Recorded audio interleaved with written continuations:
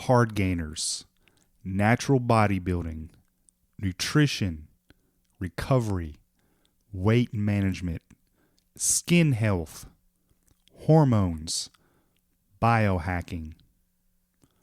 Welcome to the Joshua Lappin Fitness Podcast.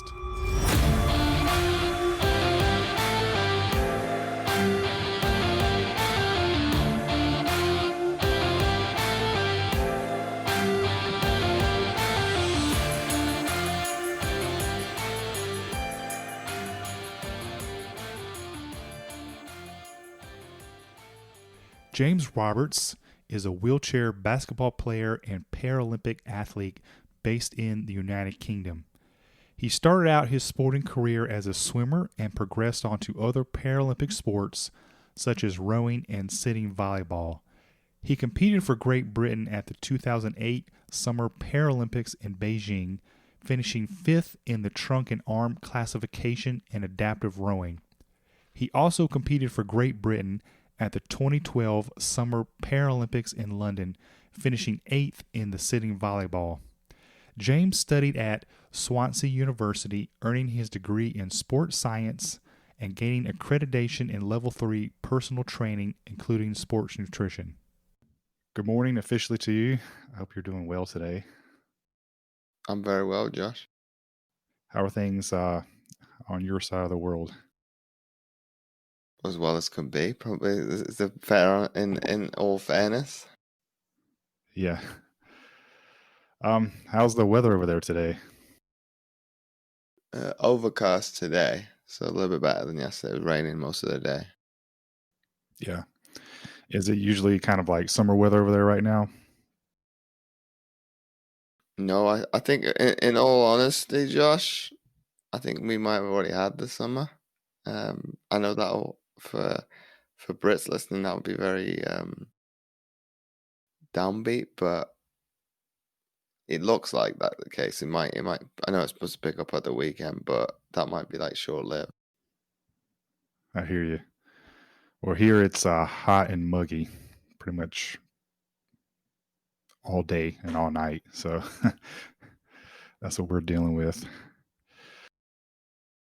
I'd like to get started for our podcast interview today, just having you just telling us a little bit about yourself and kind of your background. Probably talking to a little bit different audience here than maybe you're normally used to. And I'm guessing a lot of people in our area may not be as familiar with you and kind of your work and your life story. Well, if we start right back at the beginning, and obviously my day-to-day job, like you said in your podcast, being predominantly to do with fitness, nutrition, and obviously overall well-being is different from the norm that I speak to people with. Obviously my trade is a transformational coach, which for you and I know is obviously online training, more specifically. And obviously if we go right back to the very beginnings, I grew up in a household of both my parents in the military, my mother working for NATO, which is the North Atlantic Treaty Organization, and my father was in the US Air Force.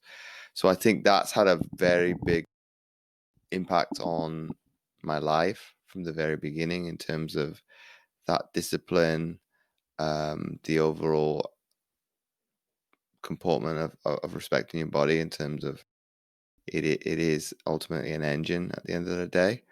And I think when I progress up the ranks in sport, it's something that I've taken along for the ride. It's something that stuck with me all the way through sport in terms of it didn't matter what the social occasion was, be it drinking, smoking.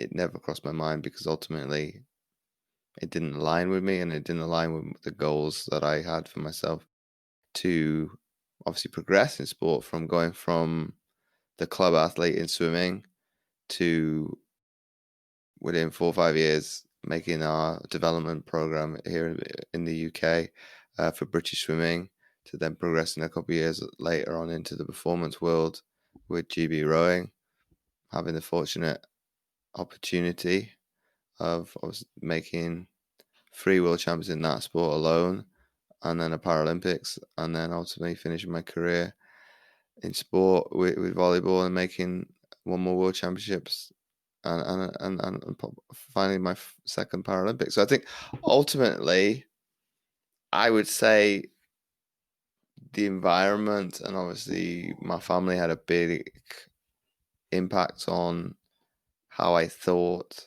how I comported myself, and ultimately how I acted. And I think those are gone by era from probably my grandparents' era in terms of the respect you how you want to be treated is how you treat others. And I think ultimately, I think I've lived that in a good way through both as an athlete and now as a coach. So it kind of sounds like you were athletically inclined even from the beginning of your life. And you recognize early that treating your body in a respectful, healthy manner was something that was very important to you. I think definitely, Josh, because ultimately, as you know as well, what you put into your body either fuels it or it hinders it. And ultimately, yes, it's giving people an education if they're not brought up in that way or if they've never had that kind of positive environment to thrive in. It's not trying to re-educate them on this is the way you must eat. It's more, these are all the choices you have out there. Pick one that you could make a lifestyle choice versus you must go keto, you must go with Atkins, you must go low carb. That's probably very confusing for people out there because ultimately, well, which is the right choice? And there is no right choice. I think I'll have questions of be it clients or people in general. Well, how's your diet, changed from when you were an athlete to now? I'll go even further than that. My style of eating has not changed since I was probably 10 years old. The quantity in from that matter is probably a different story. How I had to eat as an athlete, the quantity was probably a hell of a lot more than it is now, and I know that for sure because ultimately I was training 2 to 3 times a day, and I didn't see food in the way that I do now. That was fuel. That was it. I was a vehicle, and that was it. I didn't care what it looked like. It was to serve a purpose to either get me through a training session or to recover from a training session, and that was it. Whereas now, it's probably I enjoy what I want to eat. I'd like it to look nice as well because ultimately, if it looks nice, it's more appealing. And then obviously that's something that's been instilled from when I was 10 years old with my mum going on a diet and changing her lifestyle to incorporate more vegetables, more fruit, more salads, drink more water. I don't have to think twice about those types of things now. But that's something that's been ingrained from me from a child. Whereas for other people, that might be more difficult because of they've not had the access to these exotic types of fruits or vegetables because of income, or they've limited themselves on a limiting belief that I don't like these types of food based on a bias, when in fact they've never tried it or never tasted it. I just assume that I won't like it. Whereas for me, I've been always open to trying new things. I want to try new things because ultimately I might love the food there and after. And I think there's been instances of that as a child, be it Brussels sprouts, parsnips. When I was younger, I'll eat them now because I think the palate has probably changed, but also when you read into documentaries about food, they've genetically altered some vegetables to make them sweeter and crossbred them across, so it makes it more palatable for people. So I think that might have a bearing as well. But I think ultimately, onto your question, I would say what I was brought up upon, to at least give something the actual attempt in this case, and then thus you've attempted to eat it, you've attempted to do it. That's fine. You don't like it at this moment in time, that's okay. Yeah. Me personally, I've had to really work at learning how to eat healthy. I was kind of brought up in an environment where I was exposed to different foods, but as a kid, I didn't really enjoy eating a lot of vegetables. So I've had to really train myself and kind of consciously work at eating healthy. And it's a journey. It's something that I'm continually to work at. I'm continually trying to refine my diet and get better at. Just to go back to one of the things you kind of briefly mentioned earlier, you kind of mentioned some of the more popular diet programs out there, the keto, Atkins, and things like that. And you've kind of hinted at what's important to do is to kind of pick one of these dietary styles that kind of works best for you. And I think the key is consistency over time to see the results. Is there a particular one that you kind of gravitate a little bit more towards, or that you kind of feel is has a slight advantage of the other? I think ultimately I've probably tried them down the years because my mom was wanted to lose weight. And I've obviously spoken to other professionals with my podcast, The Mindset Athlete, to kind of get a grasp on, okay, what are the damaging effects of yo-yo dieting, going from one to the other and it's massive, and because it ultimately has a factor on your basal base level metabolism, and each time you do this, it has a knock-on effect. And obviously, this is you get a little bit of an exclusive. It's not come out yet, that episode, but with that, he said every time that this happens, you lose 5 to 10% of that base level. So he gets his clients to consume more to level that back up to near on 100%, and then obviously lose the weight. And people would probably fathom that very difficult. That I'm trying to lose weight. Why would I up my calories? So I'm very much similar in my methodology with that. It's trying to get people to consume, obviously increase their protein intake, and look at what or if how what their actual daily out expenditure is in terms of how much exercise are they doing, how much exercise additionally to what I prescribe are you doing. Thus, obviously, carbohydrates are going to be a factor to that because the body wants to use that first and foremost for energy. So, to answer your question more specifically, it's looking at the individual and looking at them more specifically as opposed to an actual diet and then prescribing. But I think ultimately, to give you kind of like a snapshot of both, before lockdown, I would use keto at the very beginning to get that, obviously, the increased weight loss at the beginning, so they can get flush all the crap out of the system, and then have a level, and then obviously increase their carbohydrates. Then thereafter, be able to respond to the level of training they're doing. But whereas now, it's trying to take on board lockdown as obviously a challenge as well, and be more flexible with their diet. And going, well, every diet under the sun is restrictive in one way or the other, and it'll take a food group out. Let me allow you to eat the things that you like in moderation, and get you to have a better understanding of your nutrition.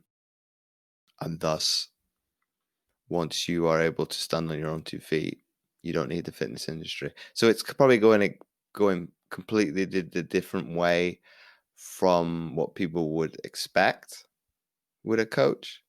But if I can give you the whole package, you walk away and you're self-sustainable, you have the knowledge to kind of make your own decisions, be it this is I would like to have this piece of cake. However, if they were on macros, it obviously makes it a little bit easier, and they're tracking their food.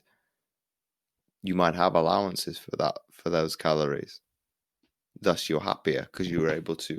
You're not kind of curtailed into a box in terms of I can only eat these type of foods, but I crave these. Whereas, okay, you can pick anything off like a la carte menu, pick anything that you want, but ultimately, you know, there's better choices than others, and it's making them make their own decisions versus me spoon feeding them. Be it, you know, like meal plans. You must eat this at this certain times. No, I want you to do everything in your power to learn, and you make decisions, and I support you, because then by the time that you get to your result, you don't need me, and you've been able to do that, and I've just guided you along, and kind of navigated through those difficult channels where it gets a little bit more challenging, and you kind of second guessing yourself.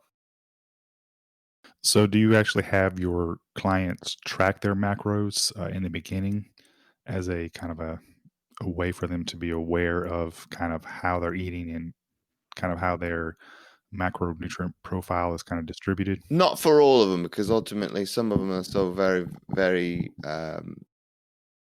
beginner level with their nutrition, or dietary needs, however you want to call it. I don't want to bombard them with too much information and they get information overload. So ultimately, I'll look at the experience of the person. Ultimately, have they tracked stuff in the past? Have they got, not necessarily just MyFitnessPal, but we'll use that one as the example. Have you used that in the past? Have you had success by tracking your foods, but you've kind of slipped off the wagon? And those people I can obviously hold accountable a bit more, because ultimately you've done it before. This comes back to what you said earlier on, Josh, about consistency. This is a consistency when we have to do it daily, and you need to make it a habit and a routine. Thus, it becomes second nature. But obviously, for the ones that are a little bit more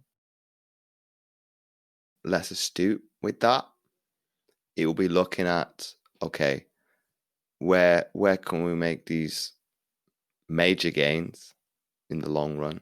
Be it obviously most people in the population, irrespective of their training experience, are lacking in protein. So it's making sure that that individual has protein in every meal that they eat, increasing the vegetable intake, increasing the fruits, increasing their hydration with water, like something that's really basic and really easy to implement straight away, that it will make a massive inroads from the very beginning, versus trying to kind of say, well, you must track all your food, and you've never done that entirety in your life. So it's looking at to make it as simple as possible.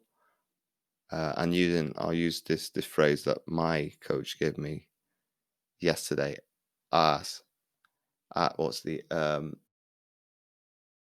basically is keeping things as easy as possible. So not overcomplicating things for people. So if they can make it as easy as possible, I need to consume 8 glasses of water a day, or work up to that.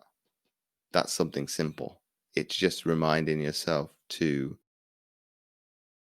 getting easier and easier to do this, because these are on even on applications on your phone to track the amount of water that you drink. Having more vegetables in your diet. Everybody can increase that, because ultimately there's less calories in that than any other carbohydrate, be like rice, pasta, bread, that you would normally assume. And I think if you make it simple, people are more likely to succeed, versus probably the old narrative, let me do something that I do, and then they do it in the early days, and then it becomes too difficult, because ultimately they don't have the discipline or the consistency that I've got built in with about over 20 years of experience. So it's been fair to them ultimately, because ultimately they've had a rough deal with the diet in the past. The fitness industry as a whole has not made it any easier, because ultimately we're giving you so many choices to pick from. You don't know where to turn. It's like, well, am I better suited to go down this road, or this road? It doesn't matter which one you go. You just have to pick one. But before you go down any of those roads, can you do this for the rest of your life? Obviously, if the answer is no, that's not a dietary lifestyle for you. If it is, I'll support you in that one, and I'll give you the best resources to make you successful. So I think ultimately, Josh, I think it is looking at it case by case. There's no one size fits all when it comes to obviously people's dietary needs, because ultimately people have got diseases as well to go along. And what I mean by diseases be like diabetes, celiac disease, and things like that are obviously going to have an impact on what those individuals can eat, because ultimately what a celiac can't eat, somebody with type diabetes can, versus somebody with type 1 diabetes. They have a little bit more inclination to things like that. So it's taking the approach of taking everybody individually on their needs, very much like you would do with their training. You can't expect somebody that is coming into never been in a gym before to expect them to be able to do something that somebody's done. Let's use an Olympic lifter. You can't expect them to be able to do an overhead snatch, and they've never been in a gym before. So, and I think it's the same with nutrition. You have to treat everybody as if they know nothing about nutrition, and then work up on, okay, well, what do you know? And then give them the resources there on after. Yeah, so obviously there's a lot of choices in the way you can go with your diet. What is your recommendation for people as far as exercise? What do you kind of coach people as the best way to kind of maintain their fitness? There's the cardiovascular side, there's the strength training side. How do you kind of balance that out for individuals? Depends on what their goal is ultimately, and this as a coach, you need to be a little bit more astute with this. It's questioning people ultimately. What is your aspirations, expectations of where you want to go? Be it weight loss. Is there a performance goal in mind, and then adjusting the training as a result. So specifically answering the question, it's looking at obviously what aspects of equipment do they have readily available to themselves? Do they, obviously, if we're now living in a pandemic, do you have access to a gym? Yes or no? Because that's obviously going to give you a little bit more access to more equipment. Okay, for me, living in the UK, that's still not the case. And obviously in certain areas of the US, they're starting to go backwards again. So some states have got access to gyms, some have not. And it's being resolute to let that individual, be it consultation or client, ask me questions. Well, what would I prescribe with, if we use, I'll use the call that before because it's a little bit easier and it's fresh. He was a little bit confused. Well, what can I do in terms of strength training and then also the cardiovascular side? So we touched upon the cardiovascular side to start with, Josh. I think people are easily dismissive of circuit training, HIIT training, and the overall benefit that has. Well, circuit training and HIIT training, just those two alone, are both cardio and resistance as well. And that's you hitting two things at once. Ultimately, the driving force around that is obviously going to be your cardiovascular system and your aerobic system mostly, if you've never done it before. And then obviously for the more experienced athletes, it might be the repetition and the workload, because ultimately our muscles have got a little bit weaker because we haven't had access to a gym for 3 months. So there are two ways in which both levels of experience doesn't really matter. Yes, you could probably do more circuits as an more experienced athlete. In this case, I'll use loosely the word athlete, than somebody who's a beginner, because ultimately you've got the more experience and the tempo, how far you can push your body, versus probably with the person who's a beginner, maybe doesn't know their body as well, so they have to maybe a little bit be more cautious, I would say, because ultimately you don't want to get yourself injured if you start using improper technique, because you're thinking about quantity versus quality, whereas the other individual is going to think about quality. If I'm starting to flag, I'm going to think about quality versus, doing half-ass reps and trying to utilize other muscles to help me be, for like example, shoulder press. I'm going to jerk myself up and use and I'll put you back at risk. And I think it's looking at, like I said, with the diet, it's looking at case by case. Ultimately, what is the goal that we obviously want to achieve, and then building the training around that. Yeah, definitely. Well, even before lockdown, I kind of advise people to consider investing in, I guess, depending on their living situation. I know some people live in more close quarters, apartments, things like that, but investing in a certain level of their own fitness equipment at home to not only give them more options, but this kind of lockdown has kind of given us an idea of where it's probably good to be a little bit more independent as far as your fitness regimen and training, and just having options available to you, because we've discovered that the gyms may not always be open and available to you. So I know I like to get people to get bands. Bands are a good start for kind of a home gym. It's not quite the same quality as lifting the weights, but it's better than nothing. It gives you some kind of resistance to be able to do it at home, and teaching people how to do body weight exercises, and maybe if they're ready to invest in something like a chin-up bar. So I think there's a lot of options available for people outside of the lockdown. But unfortunately, a lot of this equipment is very limited in the availability to get access to right now. So it's really become a challenge. Very interesting time during the kind of the fitness industry right now. In preparation for our interview, I kind of browsed through some of your social media and kind of your YouTube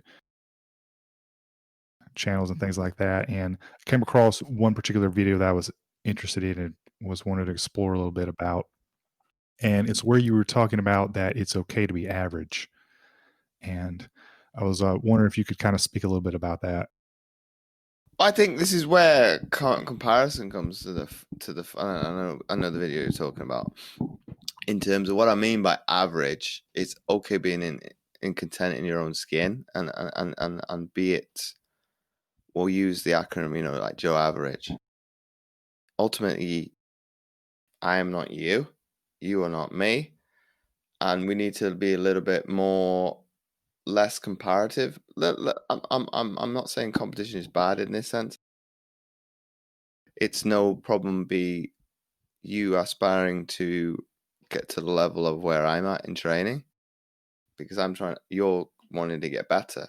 Whereas if you start to compare yourself to me, and I might have a more muscular frame to start with, and you're a hard gainer, you're going to start beating yourself up. So I think when I say be okay being average, be okay being in your own skin and being more in a mindful way, an actual content state with, if that's the best you can do and you're happy with that,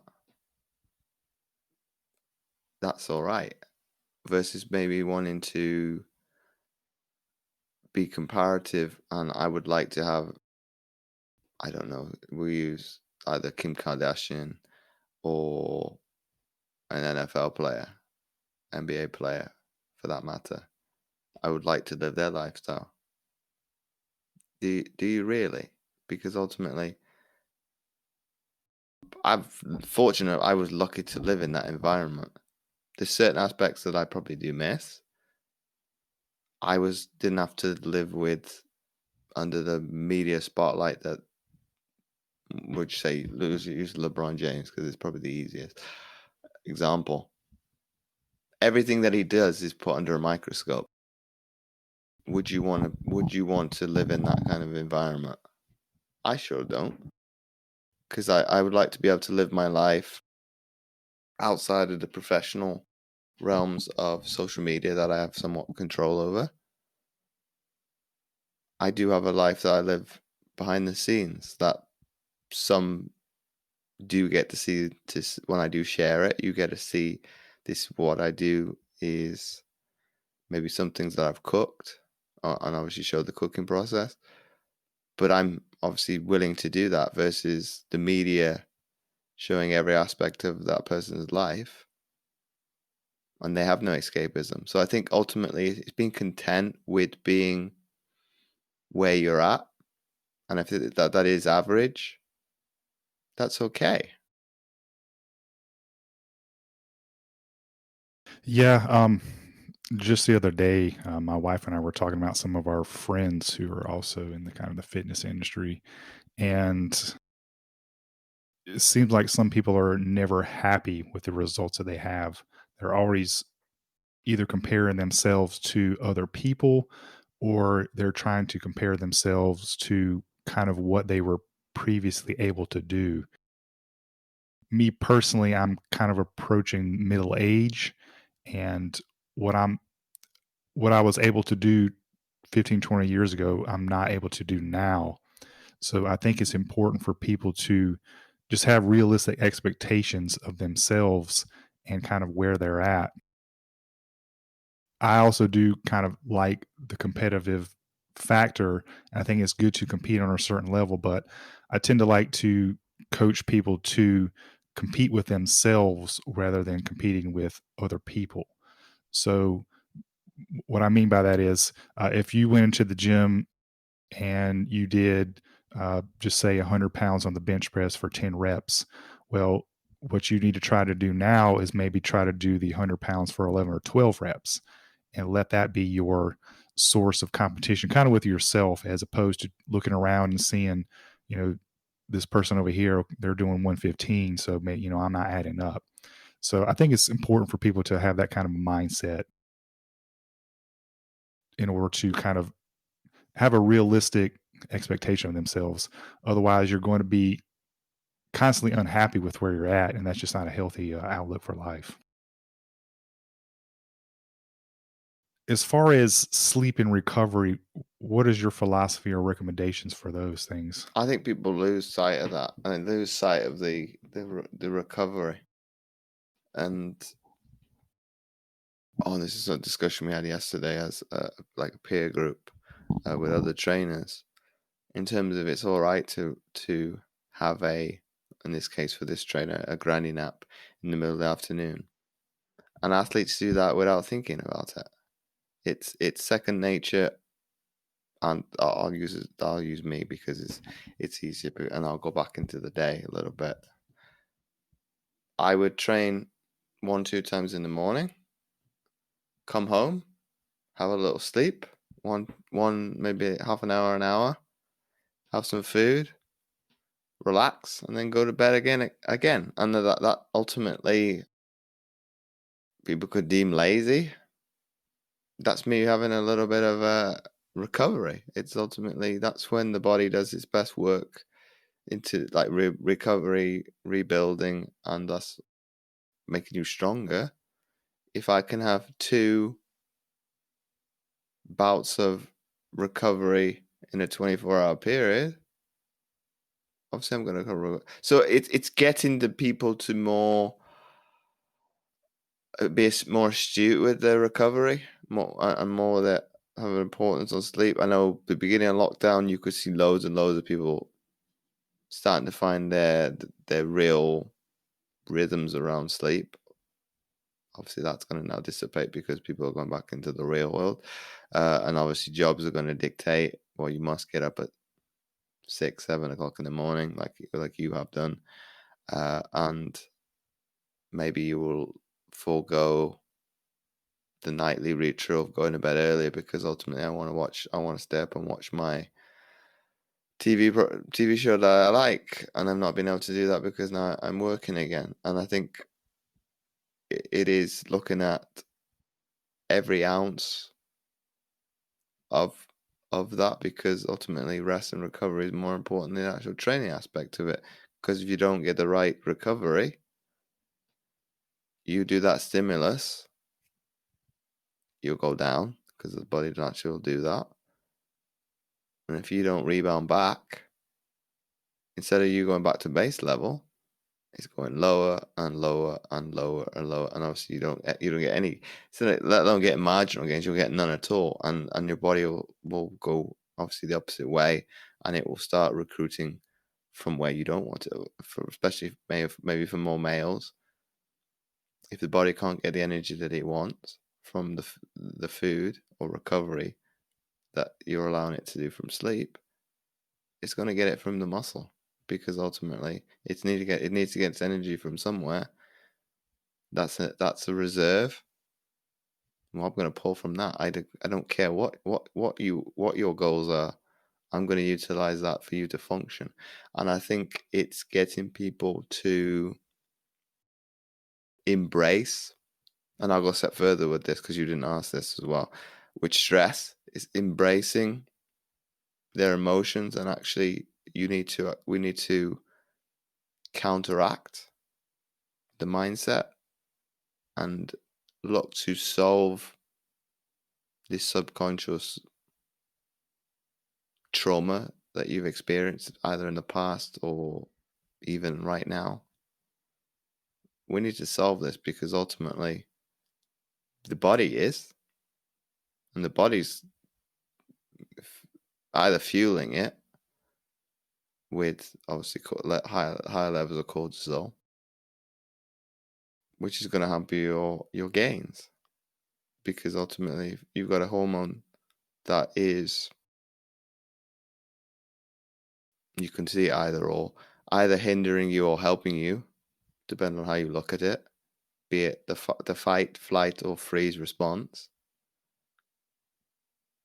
Well, yes, it's there to protect us, but if you want to be able to obviously put more muscle on, that's going to be a detriment to it, because it's going to lower testosterone and all things that obviously build muscle, and it's going to have an impact on your sleep, because if your brain is whirling around in the background and you're not able to actually switch off, it's impacting your sleep. So I would go a step further than looking at rest and recovery.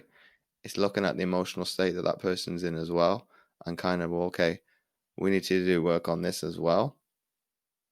You need to put an importance on sleep hygiene. What are you consuming? What are you doing in the lead up to going to sleep? Not just the actual sleeping component. Do you have any specific techniques or methods that you advise for getting better sleep? I know some people will go as far as to say, you shouldn't have any electronics in your bedroom at all. And there's their temperature component, a lot of different things that go into that. Well, I'd be highly critical if I said you couldn't have an electronic device in your room, because I do it myself. So I'd be very cynical if I was to say to people you cannot have a phone in your room. I know people do, they'll leave their phone downstairs or in another room. Ultimately, mine's an alarm. Um, but I will get people to do. It's finding what works for people, because ultimately you've got, self-help gurus will say, well, you need to switch off all technology an hour before you go to bed. That might not work for everybody. You need to have a warm bath or a warm shower before you go to bed. Might not work for everybody. What's some of the others? Obviously, the temperature one is a big one, because ultimately that one is going to be very influential, because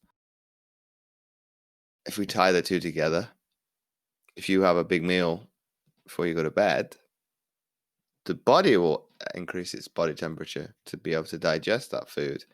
And you wanting to go to sleep wants to do the opposite. It wants to lower the body temperature so you can relax. And so the body doesn't know if it's coming or going. Well, am I meant to be digesting your food, or am I help to promote you going to sleep? And that's just you, let alone if the radiator is on, if it's like you said at the very beginning of the show, it's hot and muggy, and you have to open a window, your body is hot already. So it's looking at being very astute with your planning around your meals, that you obviously don't eat too closely to go before going to bed. Thus, that temperature gauge can do what it wants to, and it can lower, and then obviously you go to sleep. And then you could go a step further with, obviously, technologies that advance with obviously blue light filters. So you get the screen will go from white to an ambient color, thus promoting serotonin, which will help you go to sleep, and melatonin to obviously then thus the recover overnight. But it's trying to find what strategies will work best with the individual. So it's very much being communicative with that individual, and kind of saying, out of these resources, which are the better ones for you, as opposed to here's all of them. Go and see which one works. Let's be very much more critical with it, in terms of, well, okay, there's no point giving me giving you all of them. Let's give you ones that you can probably make habitual, and it's second nature. Albeit I've got most of them on be it my computer, my phone.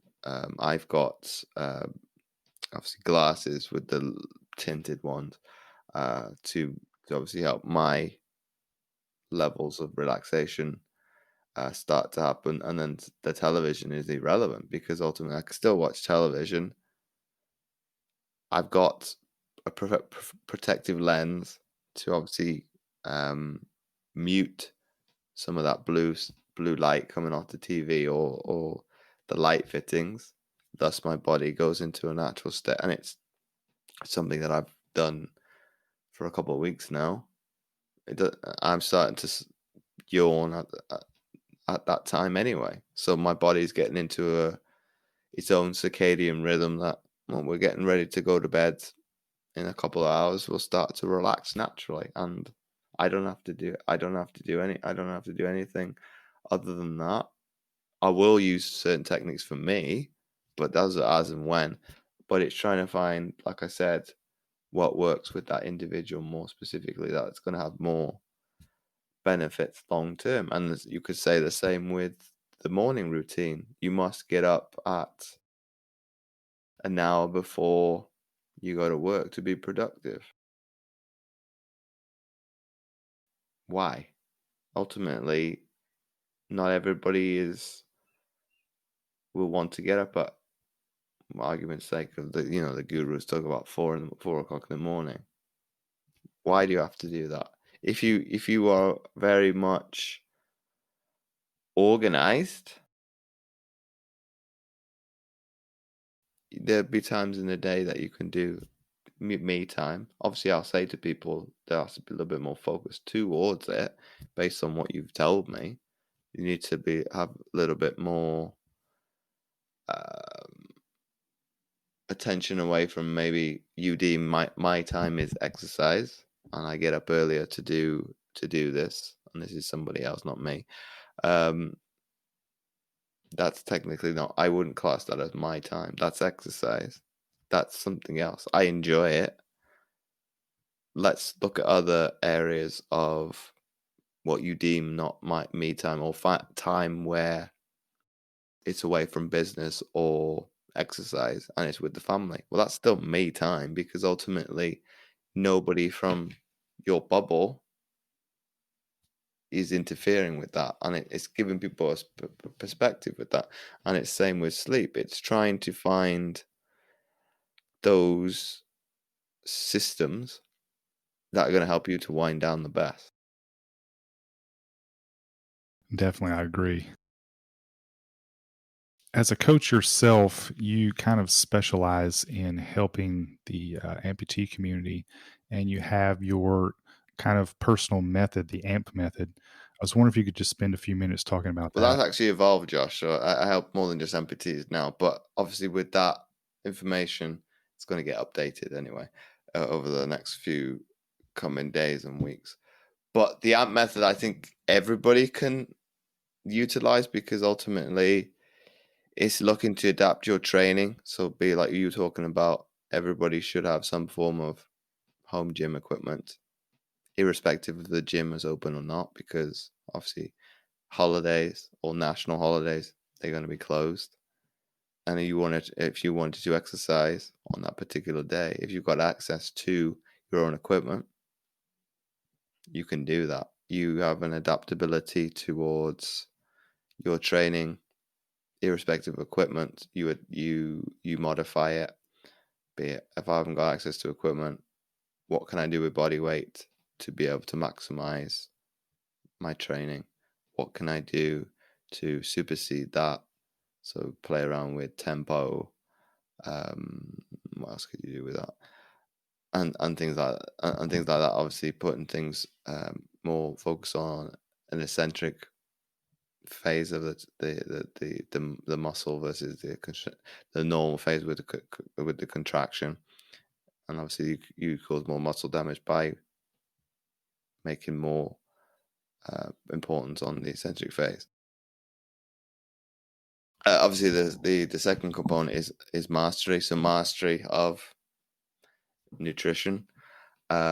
It's not an exact science, and it's trying to get people to realize that yo-yo dieting doesn't really have a place in society, because ultimately all it's doing is setting you up for failure. For some it will work, but for the majority it won't. So it's trying to give people the knowledge to make the right choices for themselves ultimately, and then obviously they have to make the conscious choices for themselves. And then the third component of the AMP method is obviously prove. So it's improving yourself, be it obviously for me, I always had a chip on my shoulder. So that's the internal dialogue that you were talking about at the very beginning. It's trying to build everybody up to, if they have a negative mindset, that we can overcome that, and to get you to be more, I won't say positive, because there's a time and place for positivity, and there's a time and place for negativity. Because if you get one bad situation happen, you'll turn from being happy to being sad. But if you can get this mindset that Trevor Marwood is bringing to the fore now, with that kind of the neutral thinking that I agree with, is you're able to step back and evaluate, irrespective of things have gone good or badly. You can be reflective and see where and ways I can improve on, and this is irrespective of sport, training, diet, or even life. You're able to make, instead of what if decisions, you're able to make then what decisions. In terms of what I mean by that is, if you think of the worst case scenario, and I'll use, if you were to lose your job and then become homeless as a what if, and okay, it's an extreme, then what? You're obviously going to find a solution. Well, what am I going to do so this doesn't happen? And obviously you're being, instead of being in a negative headspace, you've now gone into a positive one, and you're looking for answers to be able to solve that issue. And ultimately, okay, I'm using a one that is a extreme, but this is something that you could attribute to anything.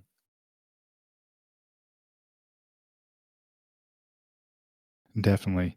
Well, we're starting to approach the hour mark here, so I want to be respectful for your time and kind of work towards a conclusion here. Is there any particular thing that you would like to tell people, or kind of any parting message you would like to leave for people to kind of maybe aspirational, or something you would just like to give people to kind of work towards? That's a great question, Josh. Let me think. I think my parting message would be, it's simple, really. It's having them, like you asked me. It's adapting to the situation, irrespective of training, nutrition, diet, or mindset. Obviously, they all come with mastering your craft, and ultimately you improve, and everybody's been there, being a beginner, be it with training, be it with their nutrition, and definitely probably with their mindset, because we weren't all built, we were all gifted individuals as children. We had to learn, we had to evolve to where we are, of creature of habits. But you're not stuck in you're not stuck in on a skipping record. You can change the track anytime you want. It just takes that being willing to be vulnerable, and being a little bit uncomfortable with stepping outside of what you've normally done. And obviously that's where the hard work is. It's in the uncomfortable. And I think the last parting message I want to say is embracing that, because ultimately it's going to be hard. It's meant to be hard, because ultimately if it wasn't difficult, it wouldn't be worth doing. So ultimately, if it comes down to you getting into exercise for the very first time, stick at it. Yes, it does help if it's fun. It does help. I think it's enjoyable. So home gym or gym isn't for you, find another outlet for it. Be it, I don't know, going into nature and using a hobby to accompany that. Be it if you like photography, the photography comes first, the exercise is second. You don't think about it. You just do it, because ultimately you want to get that good picture. Obviously, with COVID being about, use some common sense and stay safe with that one. And same with nutrition. It doesn't happen overnight, and it wasn't for me. I wouldn't say my nutrition when I was very young was perfect. It's far from perfect now. But if you can enjoy the more flexible approach that I teach my clients, you're more likely to want to continue with obviously losing weight if you feel happy about looking forward to every meal versus, I don't know, chicken, broccoli and rice every meal. You've got to hate that. After a while, you're going to hate that what you're eating, because it's monotonous, it's boring. Whereas if you got that flexible approach, and you learn to be able to better manage that, and you seek to want to maybe push the boundaries a little bit further out and say, I want to learn about macros so I can have a better direct correlation to what I eat, exactly to, well, not to the micrograms, not to the gram, but to, exactly if my macros are split a certain way, after a while, you know what a portion size of any ingredient is. But that's a willingness to be able to be vulnerable and want to learn from, be it like myself or Josh or any coach that's out there, irrespective if you didn't want to work with either of us, and I'm okay with that. Ultimately, if you don't feel an accord with me, I'm better to Josh. I'm not going to hold anything towards Josh for that because he's got that person. It's just that's the way it is. You've resonated better with that person's personality. I can forego my ego, and that's all right. And I think that the final one, and probably the most poignant of them all, is probably the mindset, because ultimately, if you can be in neutral state more often than none, that it's in a little bit in obviously the applications that I use, Headspace, will talk of it of an indifferent state. Obviously, you don't have to think about that thought, because ultimately it's not good, bad. Okay, I don't really have to overthink that. Okay, it's good that I don't feel bad. It'd be nice if I felt good, but ultimately I'm not going to dwell on that. And we don't dwell on if we feel good.